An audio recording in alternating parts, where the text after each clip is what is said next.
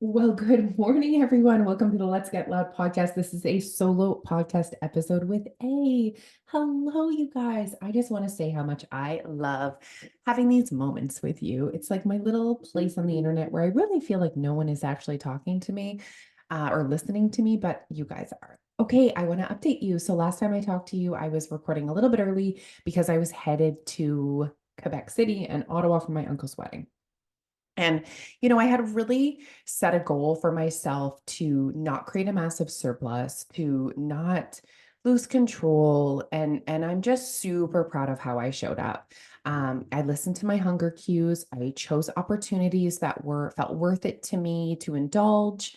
I moved my body. I prioritized water. I just did, you know what? It doesn't even matter what I did. Do you know what feels really good? Doing what you said you were going to do. That's what creates confidence. That's what creates confidence. When you have a friend who always shows up. If they say they're going to be there, they're there. You're confident that they're going to show up. You have that friend that says she's going to come, but then always makes an excuse or a reason why. And maybe one in every five times she shows up. Are you confident that she's going to show up every single time? You're not. You're not. And I use that example for a friend, but I want you to think about it for yourself. When you start showing up for yourself on a consistent basis, you start to feel confident in yourself. You're not confident in the way your ass looks. You're confident in you. You got this. And that's a very powerful feeling. So, like I said, it doesn't even matter what I did. I showed up as who I wanted to be. I did what I said I was going to do. And that felt really good. And I came home and I was up on the scale like a pound. And I was like, yes, please. After 5 days on the road, you know, the last day we drove 12 hours. So obviously I was just sitting on my ass the entire day. And I was just really happy with that result. That felt really great. So that's my update on that. I'm continuing to really focus on my overall wellness. I kind of shared this on the internet yesterday, but I feel like I've shared it here already with you guys that yes, I do want to create weight loss for myself. But the reason why feels bigger than just weight loss right now. It really feels like a holistic wellness journey that I'm on that is very like rainbows and butterflies. And I never thought this would be me or where I would be at, but here we are. And it's really how I'm feeling. And so I'm really focusing on, not just calorie deficit. It's like whole foods. That's probably been the biggest change. Okay, so let's just talk quick. So I have been over the last couple years for sure reducing the amount of alcohol that I drink. So that will continue to be a part of it. Um, and then I'm also going to be focusing on whole foods. So I don't know how this happened this moment, but I was just like, it's been nagging, okay? And actually, this is an important part because I had this same nagging feeling about 8 years ago 9 years ago, when I decided to join Your Weight Loss. My twins were one, and I just had this thought that was like, you're not reaching your potential. You're not happy. You're not satisfied. You're uncomfortable in your skin. You're not, your weight is holding you back. And listen, guys, that is me. That is my experience. I am not saying that if you have extra fat on your body, it is holding you back. That is not what I'm saying. Only you get to choose the size of the body that you would like to exist in. Okay. Hi. Oh, good morning. I'm just recording a podcast. Do you guys want to say hi quick? Oh, look how cute they are. Look at these beautiful little girly pops. Hi. Oh, these guys, they got sleepy faces. What are you guys doing down here? We're gonna watch Friends. Oh, you're gonna watch Friends and have breakfast? Yeah. Okay, can you just shut my door? Thank you. Love you. Man, when I think about doing what I do, I cry. I think about doing it for them. And I think about that if I can make a difference in the world, that women stop connecting their worth with the size of their body, then I have like done what I need to do in the world. Oh, whew. Okay. Wow. So let's go back to that nagging feeling and that nagging thought and the size of your body. Okay. So you are the only one in charge of deciding if your body is not the one you want to exist in. Okay. I want to make that abundantly clear. And when I discuss my personal goals with my body, I beg of you to not look at the size of my body and think, oh my gosh, she looks fine. It's not about the look, it's about the feeling. And it is a feeling that I deserve if I want. And you do too. And the opposite, if you are existing your life in a bigger body and you feel so great and you feel happy and satisfied and you feel like you're living your full potential, then I could not support you more. Okay. That is, I want that to make that so clear. So when I was, 9 years ago, when I was making this decision, I had that nagging feeling and it was coming in and it was like, but I was pushing it away because I knew that when I let it in, I was going to have to do something about it. And this kind of the same thing has been happening over the last year when it comes to just my overall wellness. And it came from my body. Um, you know, when I feel like when I turned 40, just like my body went, "Yeesh." And I had the beginning of this year, I had some significant like physical ailments. I had my joints, it was my foot, my shoulder, my hips. And really, my body was just kind of like, hey, what's up over there? And just seeing some family members struggle with some health concerns. And it's just like been compiling. And you know what? Also, this little thing in my brain was like, focusing on weight loss feels exhausting for you right now. It doesn't feel where you want to be. But it felt scary to like let go of weight loss because I've pretty much been trying to lose weight my entire adult life. So it's like I don't know anything otherwise.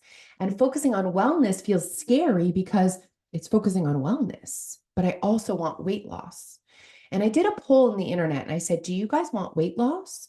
Do you want better physical health or better mental health? Or do you want it all? And most people said they wanted it all. And I'm like, gosh darn it, I want to show them how they can have it all because I think we can. And so there was just a few little things. And even in Ottawa, getting ready for the wedding, I had had a lot of noise about the size of my body just because I'm not at the smallest I've been as an adult, I guess. Being up maybe 10 pounds from my lightest. But I felt so beautiful and I felt healthy and I felt proud and I felt energetic. And I thought, Alicia, who cares how much you weigh right now? And I was surrounded by a lot of elderly people, and 50s, 60s, 70s, not that elderly's 50s, you guys. That is like I'm going there. But 60s, 70s, 80s, 90s. And I thought, do you think that they know how much they weighed in their 40s? They don't. But did they maybe remember how they felt and the energy they had and the experiences they had with their family because they were feeling so great in their skin? Maybe.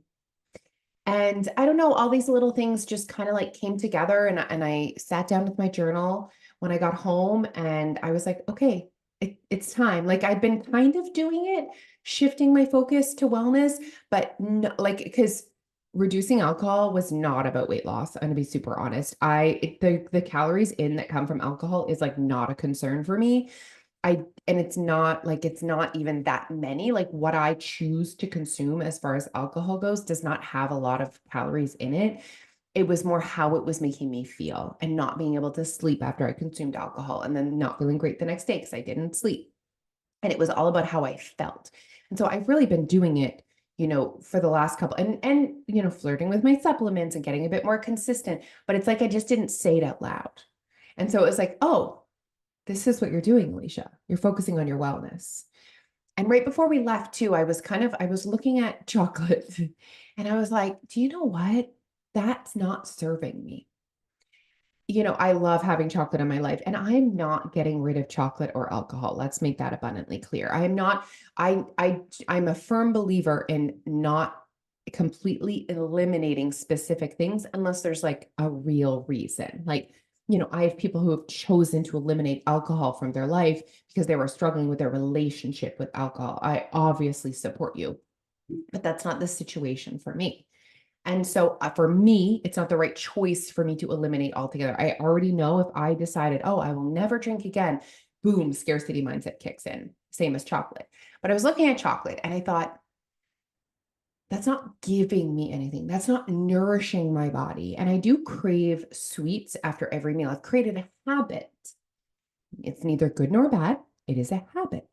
And sometimes one mini chocolate bar turns into three. Nothing wrong with that.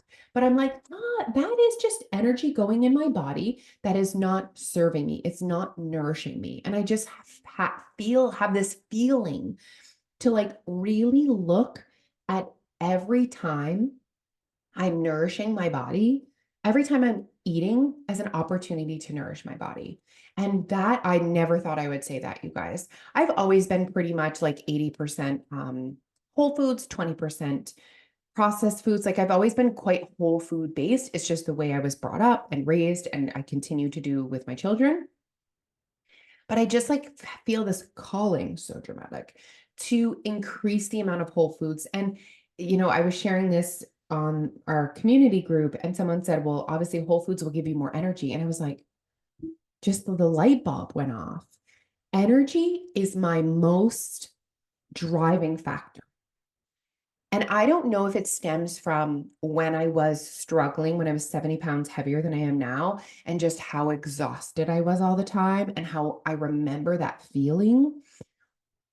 Or I want to have enough energy every day to wake up early, do all the things, be physical, spend time with my family, and then go to bed and not need a nap and not be exhausted. That's what I want forever. And obviously, I know water helps me with that. Good sleep helps me with that. Supplementation helps me with that. And it's like I had never really thought about the fact that uh, nutrient dense foods will also give me more energy. And so I am just like on this really intense path of wellness, and it's exciting. And I'm reinvigorated and I feel excited. So I have a weekend that is heavy with alcohol and food. And I'm still not 100% sure how I'm going to navigate it. So we're going to a grand opening of a restaurant on Boulevard. If you live in the Moncton Dieppe area, get excited. The golf course in Dieppe, where St. James Gate used to be, Boulevard is a brand new restaurant that's opening. Same owners as Sophia, and it is beautiful, and the food is incredible. And they're having a grand opening on Friday, and they should be open. You guys should be able to make reservations like this week, next week. So, anyways, there'll be food passed around and there'll be alcohol passed around. And I've decided I'm going to drive. That is a tool that I use that I notice when I choose that I do not want to drink. I'll say, I'll drive. And that kind of is just a tool that helps me stay accountable to what I said I was going to do. And so that's easy. So I don't know. Do I have one drink? Do I have no drinks? Do I have a mocktail? I haven't decided yet, but I will come back and report to you guys and see how I chose and what I chose and how I navigated it. And I do want to consume some of the food, but I also don't want to feel super stuffed. I don't want to go to bed feeling super stuffed. I want to get a good night's sleep and I want to wake up feeling refreshed because I really see the value of sleep. And when I start to get in a really good cycle of good sleep, good sleep, good sleep, I notice it. And the opposite, when I have like one bad sleep, it haunts me for days now. And to me, that feels unacceptable. And sometimes when I drink 2 alcoholic beverages, just that, I will not sleep that night. Like, absolutely not. No. Mm-mm. Anyways, and then I'm going to Corks and Claws. Well, I actually can't find my tickets right now. They're gone from my life. They're not on my phone. They're not on email. They're not on Eventbrite. So I need to find my tickets. But I'm going to Corks and Claws, which is a wine and lobster tasting thing. So there's like booths and you get to go around and have a glass of wine and a lobster. Now, last year, I drank José's wine too. That I won't be doing that this year for sure. But I'm still unsure of Do I want to consume all of that wine? Is that a worth it opportunity to me? And you know what? That's tomorrow. Let's worry about today and let's see how I feel today and let's see how I go tomorrow. So I would love to use you guys to report back how my weekend went, the choices I made, how I feel about them, how they impacted my sleep. And next week I'll give you guys an update on that. But so that's it. That's where we're at. And I will also update you guys on my weight because this is a part of that journey. I truly believe that with less fat on my body, my joints will feel better and I will have more energy. And I'm just on the path of this wellness journey, and wherever weight I end up while on this path, great. So you see what I'm doing? I'm just chasing that. And I'll know when I'm at a point where you've arrived. You'll know. And then we carry on. Anyways, it's just also exciting. Okay, so I will, of course, update you guys. Good talk. Have a great weekend.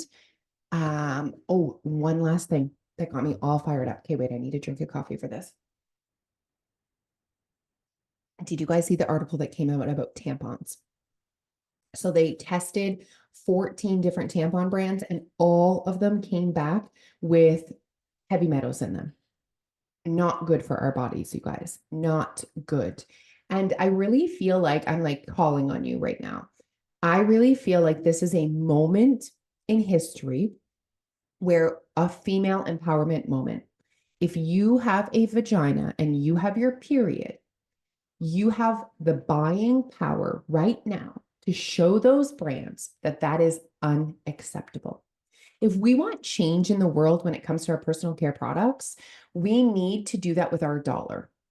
Unfortunately, changing the law is the most painful, lengthy process ever, but we can change it with our dollar. And if we leave the tampons on the shelf, so I've purchased myself a Diva cup. I chose a dome shape. It seems like there's a few different options. I am committed to sharing with you guys my menstrual cup journey, of course, on the internet. I think I'm going to buy myself a few pairs of like the NYX period panties as well. I think that would be a really good combo. But honestly, this is a moment in time where we can show those companies that that is unacceptable. And it just, as much as I hate moments like this, I think it's important because it reminds us that we cannot just assume that what is on this shelf is safe. So there you go. That had me all fired up today. So if you guys, I'd love for you, if you're listening to this and you've had experience with the Diva Cup, the dome, the period panties, I need to hear everything. Please send me a DM on my Instagram because I love hearing your experiences and then I can learn from your experiences. Okay, now I'm actually done talking. We're actually going to take the kids strawberry picking today. We're going to do strawberries, we're going to do raspberries. Oh, so exciting. Okay, bye guys.